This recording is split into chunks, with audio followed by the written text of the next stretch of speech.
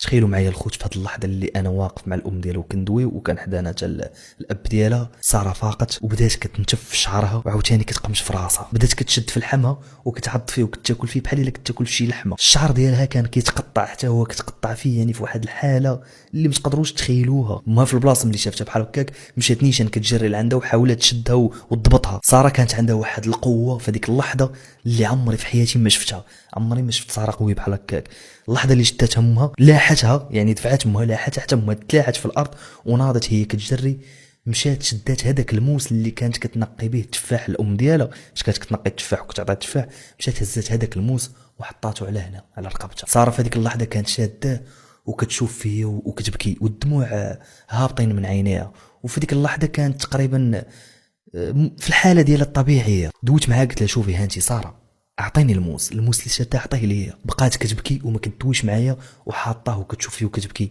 حاولت نوما قلت لها ساره عطيني الموس حيدي من يدك، لكن هي والو ما سمعتش ليا حتى دوزاتو حتى طار الدم تلاح ليا في وجهي. كذبش عليكم الخوت، في هذه اللحظه اللي شفت فيها هذا المنظر ركابي ديالي فشلوا ما بقاوش قادرين يهزوني. طحت على ركابي كنشوف في هذا المنظر. ساره الروح ديالها كانت كتخرج وكتبغي تنفس وما كتقدرش، وانا كنشوف هذاك المنظر قدامي حتى الاخر نفس ليها وودعت الحياه. صافي ماتت، احسن حاجه في حياتي ماتت قدام عينيا ودمها نشف على حوايجي. كنت جالس في هذاك العزا ديالها وغير جسد بلا روح وغير كنفكر. صراحه ما كنت حاس بتا شي واحد. ملي سال هذاك العزا جا الاب ديال ساره عندي وقال لي هاك محمد هذا الخاتم ديال ساره خذ وخليه عندك. عطاني الخاتم اللي عطاتو ليه هذيك خالتي، قال لي خليه عندك باش تفكرها.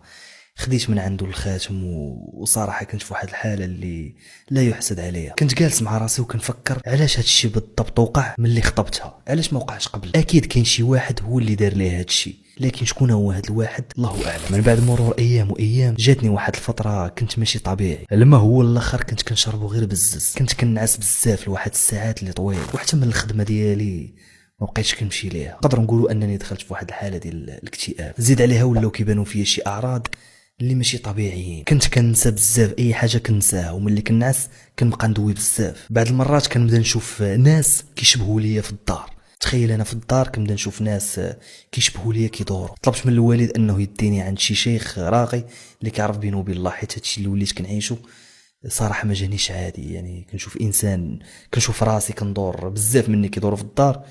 هاد وفات والهلوسات. الوالد بطبيعه الحال داني عند بزاف ديال الفقهاء، لكن والو بلا حتى شي فائده. الناس بداو كيلاحظوا هاد الموضوع اللي كيطرا ليا، وحتى العائله سمعوا به، وحتى هذيك خالتي حتى هي سمعات بهذا الموضوع، يعني سمعات بهذا الشيء اللي كيوقع ليا. جات لعندي وقالت لي شوف ولدي غادي نديك عند واحد السيد غادي يعالجك. قلت لها انايا واش بصح كدوي منيت؟ قالت لي اي راه كندوي معاك بصح، لبس حوايجك ويلاه معايا. المهم درت بالراي ديالها، لبست حوايجي ومشيت انا وياها لواحد البلاصه لواحد الحي فلاني لا داعي لذكر الاسم ديالو. المهم واحد البلاصه فيها غير الديور قدام، داك البني قديم. بقينا كندخلوا في الزناقي على اليمين على اليسار على اليمين على اليسار، الدروبه الصغار الشعبيين، حتى وصلنا قدام واحد الدار اللي كتبان قديمه. طلعنا البروميير ايطاج للطابق الاول، دقينا خرج لنا واحد السيد عور، يعني عور من عينه ودير واحد الرزه.